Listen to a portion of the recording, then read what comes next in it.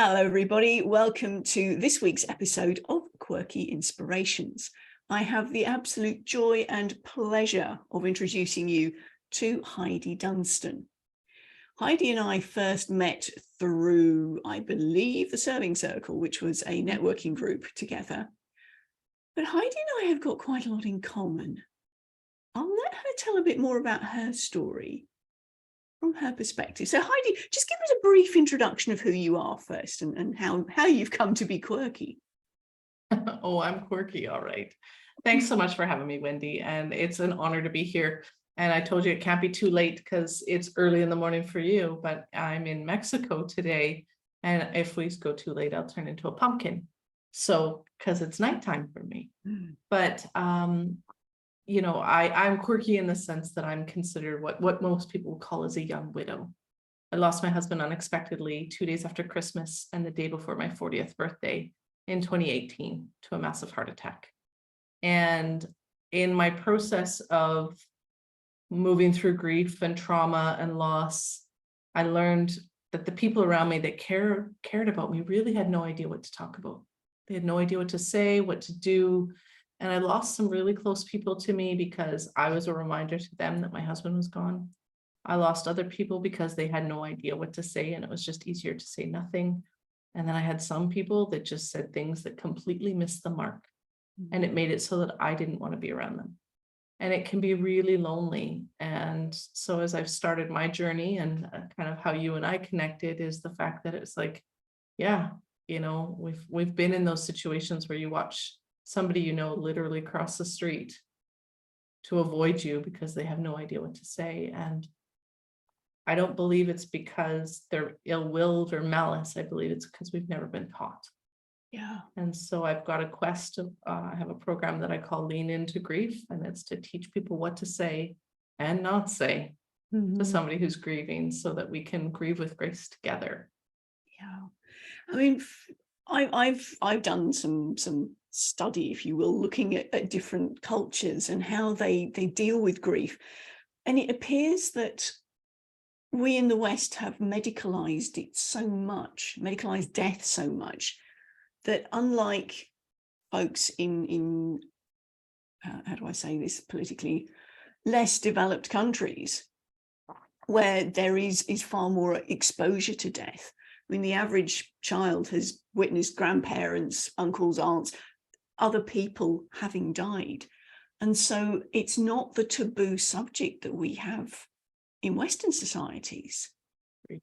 How do you feel about that? I believe in Western society, we whitewash it. Yeah. We don't transport bodies in hearses anymore. We transport them in white unmarked vans. We don't have like big long funeral processions. None of that. We don't talk about it. Even something like COVID-19 changed it. Like when all of a sudden the news was talking about death, it was alarming to people because we don't talk about how many people die. Yeah. And we don't like it's a shocking number to people because I mean, when you actually compared some of those stats, it was like, if we actually looked at numbers of death in everyday life, it's a different game, but we don't talk about it. And so people don't know what to do with it. And it gets even more uncomfortable than what it used to be, and it's hard because people want to do different. They want to know what to say. They want to be closer to their person, to their friend or their family member. But all we've ever been taught is say, I'm sorry for your loss, send some flowers, maybe make a casserole or a lasagna, send a card and go to a service. And that's all we really know how to do. And after that, right? We'll get on with life. Life goes back to normal. And then it's about, we're not comfortable sitting with people in pain. And so then we're looking for the silver linings. So it's, well, at least they're not suffering anymore. But the person right in front of you is suffering. Yes. At least you can have another child. That doesn't fill the void of the child that they've lost. Yeah. We find these silver linings. We try to find these platitudes that they minimize the fact that the person right in front of you just wants to be seen and wants to be told that this sucks and I'm sorry you're hurting. Yeah. And there are no words at that time, really, are there? Because anything that you come up with just seems so lame. So yeah, I mean that even the presence. I know there's something that you speak about in your work, is even sitting with somebody. You don't actually have to say anything. And again, going back to the research that I've done, looking at the Jewish culture, they have 7 days of sitting with somebody who's grieving, and you don't need to say anything. You're there with them so that they can feel as though someone is beside them. They're not alone. Because that's something that you're very keen about, isn't it? The being, Just holding space. Yeah. Yeah. Just holding space and seeing somebody, to be able to say, like, I don't have words. You know, if you're uncomfortable with the silence, get comfortable with it. But, and if you need to say something, say, I don't know what to say. Because I can't fix this. I can't bring somebody back from the dead. But I can see that you're hurting, and I can tell you you're important to me. And I don't want you to be alone if you don't want to be. And I'll sit with you. I'll bring you a tea every day. I'll make sure that you've had something to eat. Yes, because that's the thing, when you're consumed, and that is an appropriate word, when you're consumed with grief in the early days, the rest of the world goes on around you, and it's like you freeze framed. And how can the world go on as though nothing happened? Yeah, exactly. It feels like nobody cares about my situation. So that sitting with somebody and just being there is so important. Yeah. And I tell people that you may not know that it makes a big impact in the moment. I can tell you the people that sat with me, or the people that were able to hold space with me. I mean, I'm almost 4.5 years out. Those people I still cherish. When I see them, I still get tears in my eyes. You know, my neighbor who showed up the day after, and he stood with me while they worked on my husband. He was there with me. We were praying, we were cheering him on. The next day, instead of showing up with flowers, he showed up with the Costco sized case of the really good Kleenex, because he knew I cry. And he was like, and he knows my sense of humor. And he was like, let's change her state a little bit, and let's get her something she can use. Right? Yeah. What if she doesn't have any right now? But people just show up in different ways. And the person, like I was about 11 months after my husband died. And literally, I mean, I had all my firsts right after he died. Like, I had my first birthday without him. I had my first New Year's without him. His birthday's early in January. I had all my firsts, like, within the first 2 weeks of him dying. Oh, God. And so the next year, I mean, my anxiety creep was huge. And as I went into all those anniversaries, and I had a friend who, we were just at a restaurant, and I was scared. And I just sat and I cried. And it was not a pretty cry. It was a messy cry. And he just sat there and held space. He didn't throw Kleenex in my face. He didn't say, don't cry, you'll make me cry too. He just let me release, because he knew that's what I needed. He's just like, I don't need to fix this. I don't need to stop it. I need to just let her be. I don't need to judge it. It's 11 months out. Why aren't you over him by now? This is hard. And I don't know how hard it is, because I'm not you, but I'm willing to sit with you. And it's uncomfortable, because, you know, I don't know how many napkins you need, but I'm willing to be with you.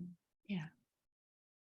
And it can be really beautiful. I'm not going to feel embarrassed that we're in a public place. Yeah.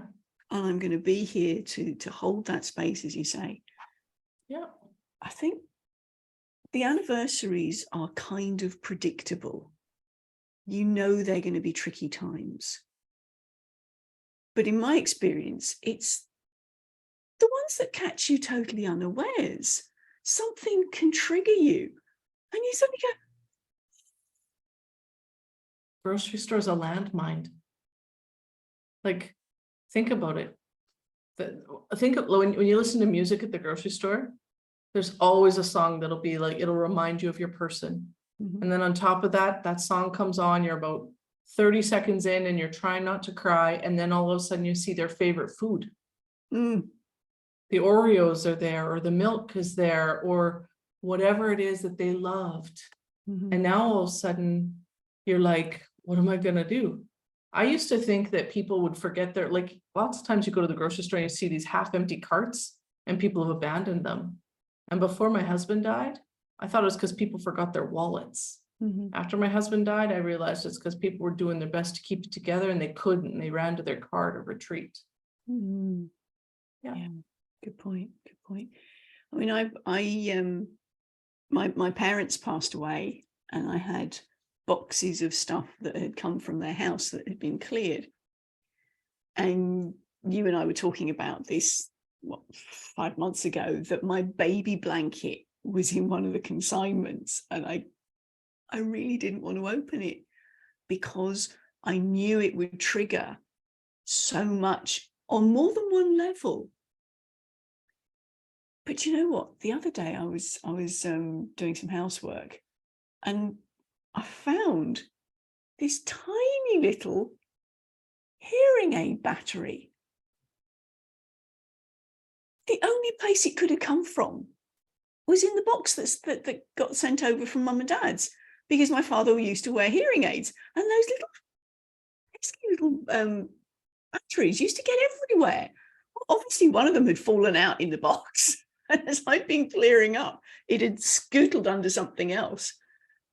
And I looked at it and went, part of me laughed and chuckled and went, oh, hello, Dad. And part of me had that, I miss you. And it's navigating those triggers, isn't it? That you can focus on one, you can focus on the other, you can oscillate between the two. What would you say to that? I think that there's value in both. Mhm. I believe that grief is love. And so when there's deep grief, it's because there is deep love. Yes. And so when it does hurt, now it's like, it hurts because he was important to me. He is important to me. He's not even was, he is. Yes, exactly. And so it's like, I stopped asking why. Why did the battery catch me off guard? The battery caught me off guard because my dad's important to me. Yeah. Right. But I also believe that those moments when we smile and go, remember, those are legacy moments. Those are those times when it's our duty as the people left behind to be able to go, I remember my dad never could keep track of those, and they were everywhere. Yes. Yeah. And then I'm not the only one that knows that. Mm-hmm. Mm-hmm. And a lot of people think that legacy should be a statue or somebody's name on a building or a big foundation fund or scholarship. And I don't. I think it could be those little funky memories that catch us. And they either bring tears to our eyes, or they bring a smile to our face, or they do both at the same time. I believe they're magic, and I believe they're so vital to carry on the people's legacies of those that we've lost. Yeah. Yeah. I found the Facebook tends to throw up, as you know, it throws up memories. Yeah, yeah. And there was a photo that I took, it was after Mum passed. By the front door, she had her pair of boots. The boots never moved from beside the front door because in them, one had a torch or a flashlight and the other had an umbrella. I mean, receptacles for such things usually go in something else, but no, Mum had them in her boots. And we're coming into winter now in Oz, and I put on my boots the other day. I've put them on, I mean, golly, it's 4 years since my mother passed. I've worn these boots every year since. But it was this year as I put them on that I went, oh, no torch, no brolly, but a big smile. Yeah. So, yeah. And maybe there'll be a day when the umbrella comes home with you and you'll be like, where am I going to put this? Mom's boots work just fine. Yes, exactly. So you can tell where the quirky comes from. The apple didn't fall far from the tree, right? It did not. It did not. Actually, I got it from both directions, but there you go. Double whammy. Oh, yes, couldn't avoid it. So tell me then, I mean, you were saying about what people actually cross the road to avoid you. And yes, I've been on the receiving end of that. The other thing was, it was very tricky when I went back to work after my husband died. One of the mothers of one of the clients I used to work with, she said to me, "Oh, I saw you in town the other day with your husband." And I said, I don't think it was me. It was definitely you. I said, "It wasn't my husband. He passed away." And she didn't know what to do with herself. She looked absolutely aghast. She said, "I'm so sorry." I said, "It's okay. It's okay." She said, "I'm really sorry for your loss." I went, "Yeah, I was pretty pissed off with him as well." And that lightened the situation, and she came around from that. But initially, she just was, "Oh, what do I say now? What do I say now?" And it was down to me to lighten the atmosphere. Yeah. Have you had situations like that? Definitely. And I think that it can be really hard, especially in those early days, weeks, and months after losing a spouse or somebody like a child or somebody that's really in your inner circle, because you're so raw. Yeah. And you're so tired of the stupid that you can be a little bit harsh. I know that I had some moments that if I could redo them, I maybe would, with a little bit more grace. But definitely I had people who were like, "I understand loss. I went through divorce." And I was like, and it was funny, I was standing beside somebody and she went, "Well, that was inappropriate." Which made it like, I was like, and so sometimes you just have to be blunt, especially if somebody's important to you. Sometimes it's just like to say, "Hey, that probably missed the mark." Because oftentimes what a griever will do is they will suffer in silence, and then they will stop talking to their person, and they have no idea what they did wrong, because they really have no idea how insensitive something they may have said is until they've gone through a loss themselves. Yes. And so what happens with grievers is they often end up connecting with other grievers because they just get them, right? They get the fact that it's hard. They get the fact that they don't want to be judged. They get the fact that today was a good day and tomorrow might not be. Whereas the rest of the world who is not grieving or not endured a significant loss, they don't get it. They think the funeral's over. My husband's funeral was on a Friday, and on a Sunday I had a client email me. I owned my own company. It's the same company I have now. And she emailed me on the Sunday. She was at the funeral and said, "The list of things for Heidi to do is growing. Are you going to be back at work on Monday, or should I find somebody else?"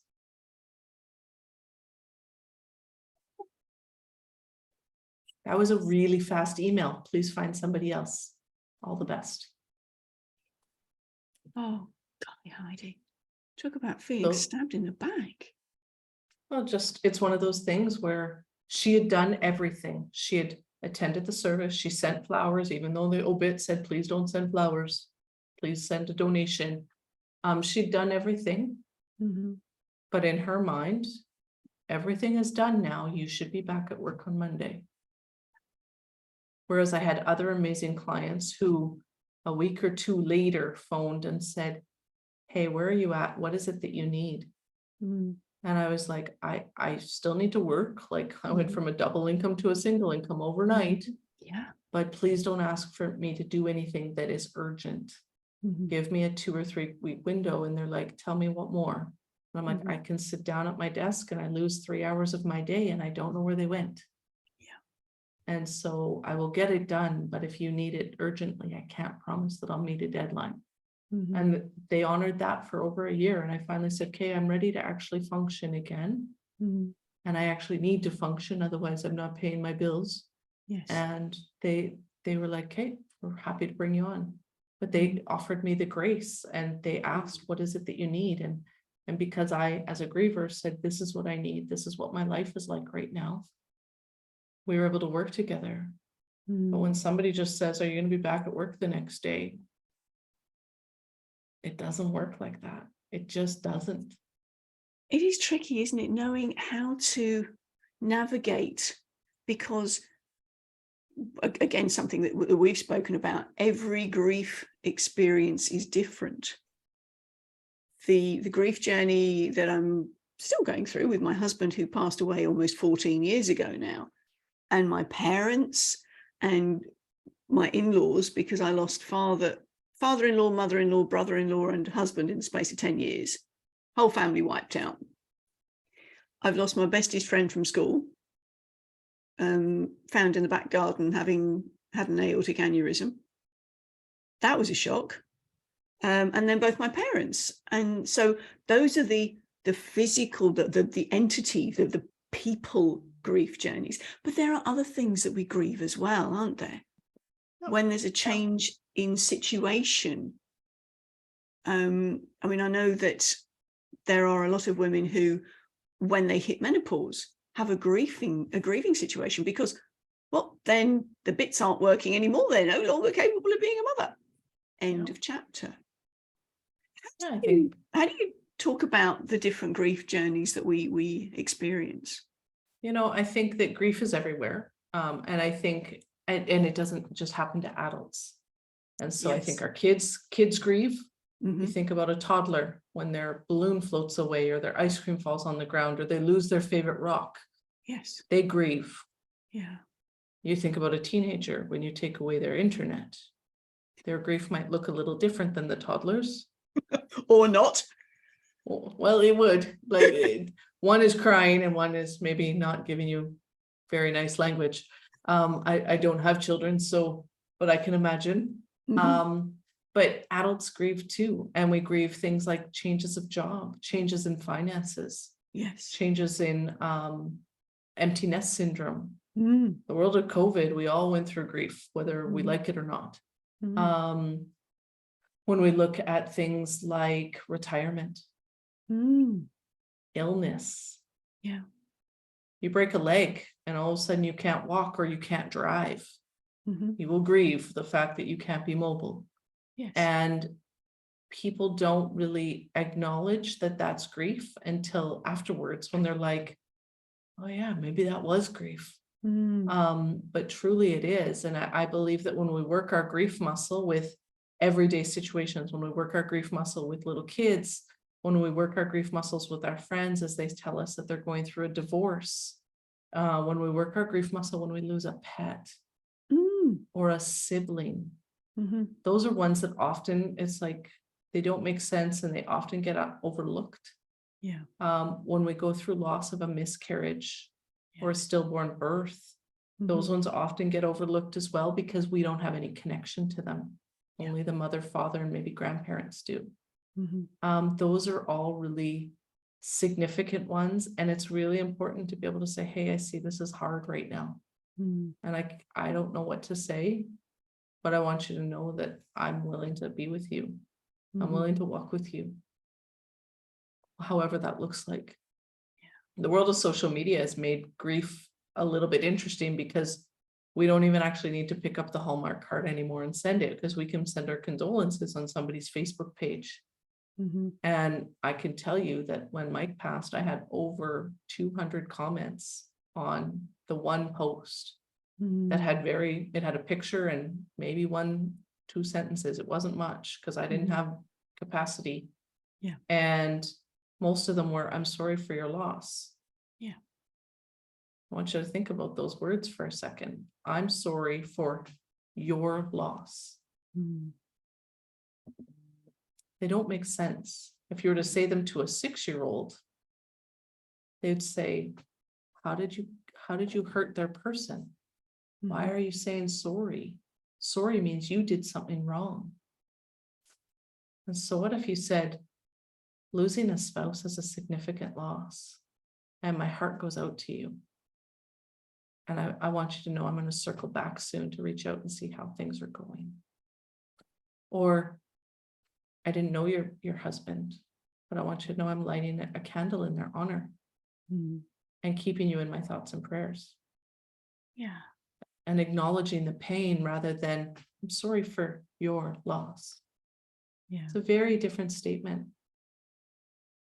It's a very different energy there, isn't it? Because you feel as though, and one of the things that you're very keen on saying is that you are seen, you are heard, you're felt, that your pain is not entirely yours. I'm here to share some of the burden with you. Obviously, you're going to be the one who's getting it real raw and in the shed load. However, I'm here to be with you in whatever way you want. That's something else you talk about, isn't it? The sort of, oh, let me know anything I can do.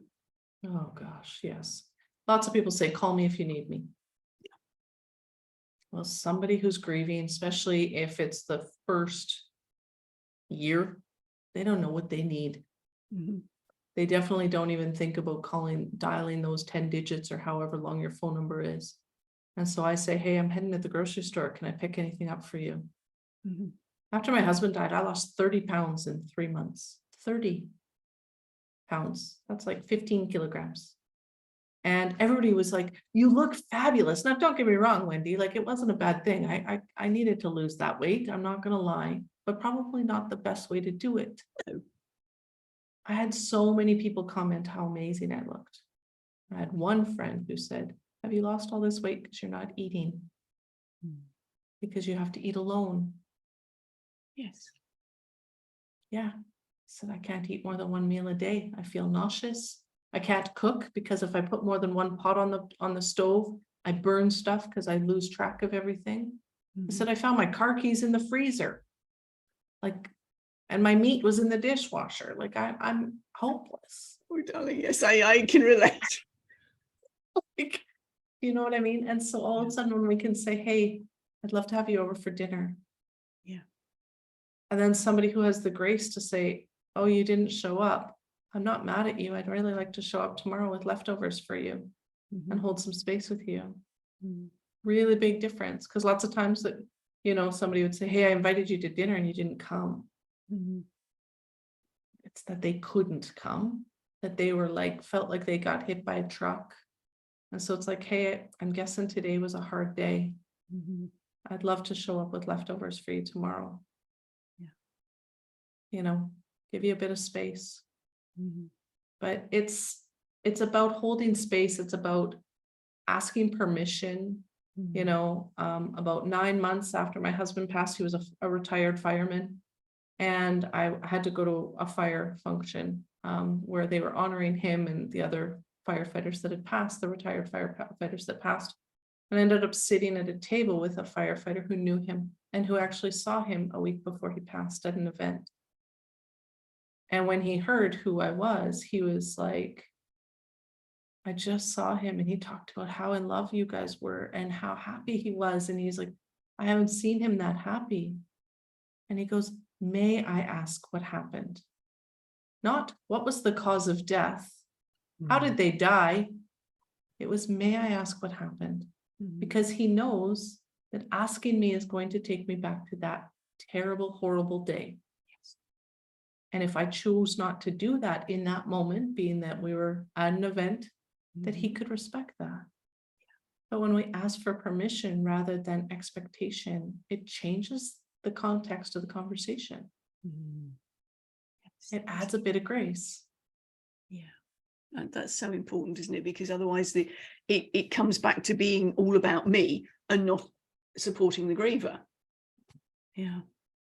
Well, lots of times even what happens is, I think that so many of us don't get the opportunity to grieve with others because we don't know how. Yes. So when Mike passed, guess how many grief stories I heard after? Oh, I understand grief. My goldfish died and my grandma died and everybody wanted to, because they wanted connection because they were little. And I was like, I'm doing my best to catch my breath. Like in this moment, I heard, and it's really common, grievers say like, all I hear about is grief right now and people dying or animals dying or this or that. And it's like, but it's somebody's way of trying to empathize. Well, if we actually just turned around and said, hey, losing a parent is a significant loss. And then they say, Have you lost a parent? Yeah, I have. Mm. And I just want you to know that I don't know your pain, but I do know that it's painful. Right? It's a different conversation. And all of a sudden it's quite easy, and that all of a sudden somebody feels like, hey, this person's got my back. Yeah. This person actually sees that this is hard. That I'm actually grateful that I'm able to be out in public with pants on, because there was one day that I came downstairs to go to a meeting and I got to the garage door and I realized I didn't have pants on. I was really grateful it was -30 that day. Right? Because that could have been a really awkward meeting.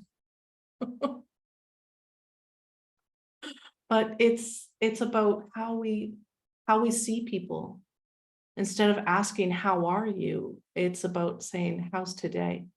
Yeah. It's about saying, hey, I'm giving somebody the space to say, I'm not eating, or I'm not sleeping, or I really just want them back, or I miss them, or this sucks. Yes. That particular thing of how are you today, I've used a number of times with folks that have passed since I went on your webinar. My masterclass. Yes, your masterclass. Yeah, the how's today is a very different question than how are you, because how are you? The answer is supposed to be good, fine, or okay. And when you're grieving, you're none of those. Yeah. And you're none of those for a long time. And I mean, we talked about it earlier about every grief journey is different. And I believe that grief as individuals, your fingerprint. Yes. And so it can be a long time. It could be a short time and it could be a long time. And it's not for us to decide. Never should the words breach your lips. Aren't you over it yet? Ever. Yeah. I've seen people grieve 15, 20 years out, as hard as they maybe grieve the first day. Yeah. And guess what? That's allowed. Yeah. Every bit as valid as somebody who's moved on. If you ever do. And they've never moved on. They've moved forward. Exactly. I was going to say, if you don't move on, you move forward. Yeah, they've moved forward. But they're now carrying that grief. They're carrying that love in a very different way. And what they're having to do is learn how to love somebody in a new way. Yes. I have to learn how to love my husband without being able to hold his hand, without being able to get a hug, without being able to have intimacy. And it's different. And we need to be able to honor people. And as grievers, we need to be able to say, hey, I just need you to be quiet right now and be with me.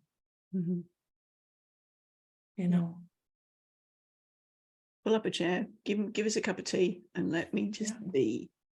Yeah. And I think we struggle as a society to be quiet, to be still, to be in silence. Because there's always that need to feel, and this is uncomfortable. And what do I say? What do I say? What is it? You don't need to say anything. Yeah. There's no words. There could be questions like, hey, would you like to share a story about your person? If you don't know who the person was that passed, may I ask their name? Because they're looking for a place and space oftentimes for their person to live still in this world. And lots of times they feel like nobody wants to talk about them. And if they do want to talk about them, be like, hey, do you want to share with me like one of your favorite memories? We can listen beautifully if we choose to. And know that when you offer that, there's no expectation that the griever will take you up on it. Yeah. Mm. The hard part with grief is that we judge because it is as individuals, our fingerprint, we look at them and say, I wouldn't do it that way. Why are they crying so much? Why aren't they crying? I was on a podcast recently and the podcast interviewer said afterwards, she said, thank you for saying that because I watched a movie recently and there was a woman grieving and she didn't cry. And I thought they didn't cast the right role, that she was a bad actress. And she goes, and you just taught me that they just portrayed somebody who grieves that doesn't cry, because I'm a crier. Yeah. And I believe that judgment is grief's kryptonite, that when we judge how somebody grieves or how we judge ourselves while we grieve, it stops us from allowing connection. And grief is love, so that it is meant for connection. Yes. It's a really powerful thing. So, Heidi, tell me as we round up, how can people get to know more about you and what your work is all around? So I often have a complimentary masterclass a few times a year. Sometimes it's lean into grief, what to say and not say to somebody who's grieving. At Christmas time, I do a how to invite somebody and their grief to the holiday table. And on occasion, when I'm feeling really rambunctious, I'll do a legacy workshop where we talk about legacy and how we can embrace legacy of the people around us that we've lost. It's a complimentary workshop. You're welcome to join. So check out my website, heididunstan.ca. It also has all the podcasts that I'm on. It's got a toolkit. And honestly, if you're just like, I really have no idea what to say to somebody, just reach out. We'll have a conversation, and I'd love to help you unpack it, because I don't believe that we are meant to grieve alone. Absolutely. Absolutely. Heidi, you've been tremendous help to me. And I really appreciate you from a personal perspective as well, which is why I was really wanting to have you on. Now, one of the things that we talk about on Quirky Inspirations is this thing about inspiration. Have you got an inspiring internal script that you run by that you can share with our audience to leave us with? Yeah, I believe that grief isn't meant to be done alone. And my hope is that we can all learn how to grieve with grace together. Grieve with grace together. That's gorgeous. Thank you so much, Heidi. Thank you. Anything else that you want to quickly give us before we wrap up? No, I want to thank you for your willingness to be open and share a piece of your story. That isn't always easy. And so for the listeners that got to hear about two women who've lost important people in their lives, honor that. And when you see somebody who's sharing or struggling with their story, honor them. If you see tears, say, thank you for sharing your tears with me. I know that it means that you're willing to be open with me, and it's a gift to you. It is, isn't it? Because so much of the time we want to keep them in because we don't want to look whatever. Vulnerable. Vulnerable, that's the word. Thank you. Yes, exactly. Yeah. Exactly. You have shared tears with me, and I have always, yes. And I don't see it as a weakness. I see it as a gift, that you trust me and that you're willing to be open. Thank you. Thank you. Thank you. Okay, everyone. So Heidi Dunstan, Grieve with Grace. Thank you. Bye-bye from me. Bye-bye.